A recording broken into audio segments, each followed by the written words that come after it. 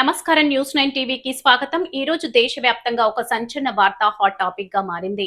మన సంప్రదాయాలకు, కట్టుబాట్లకు, ఆధునిక జీవన శైలికి మధ్య జరుగుతున్న ఒక పెద్ద యుద్ధానికి సుప్రీం కోర్టు వేదికైంది. పెళ్లికి ముందే లైంగిక సంబంధం మన సమాజంలో ఇదొక టాబు. దీని గురించి బయటకు మాట్లాడాలంటేనే జంకుతారు. కానీ ఇదే విషయంపై సుప్రీంకోర్టు చేసిన వ్యాఖ్యలు ఇప్పుడు దేశవ్యాప్తంగా పెనుదుమారం రేపుతున్నాయి. అసలు స్వర్ణూతన న్యాయస్థానం ఏం చెప్పిందంటే పెళ్లికి ముందు శృంగారం నేరం కాదట. పెళ్లి చేసుకుంటేనే నమ్మించి శారీరకంగా కలిసి ఆ తర్వాత ముఖం చాటేస్తే అది అత్యాచారం కిందికి రాదా?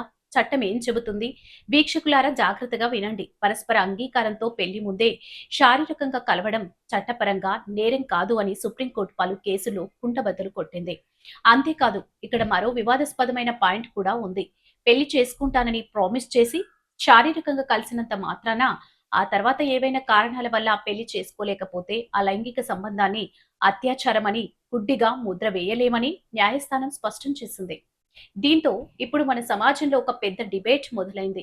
అసలు ఒకేసారి పెళ్లి ప్రస్తావన తెచ్చి శారీరకంగా వాడుకున్న తర్వాత సారీ మన జాతకాలు కలవలేదు, మా ఇంట్లో ఒప్పుకోలేదు అంటూ వదిలేస్తే మోసపోయిన యువతుల పరిస్థితి ఏంటి? పరస్పర అంగీకారం పేరుతో ప్రేమ ముసుగులో జరిగే ఈ మోసాలకు బాధ్యులెవరు? ఈ తీర్పుపై దేశవ్యాప్తంగా భిన్న అభిప్రాయాలు వ్యక్తమవుతున్నాయి. ఇది మన భారతీయ సంస్కృతిని, కుటుంబ వ్యవస్థను నాశనం చేస్తుందని, యువతను తప్పుదారి పట్టిస్తుందని కొందరు సంప్రదాయవాదులు మండిపడుతున్నారు.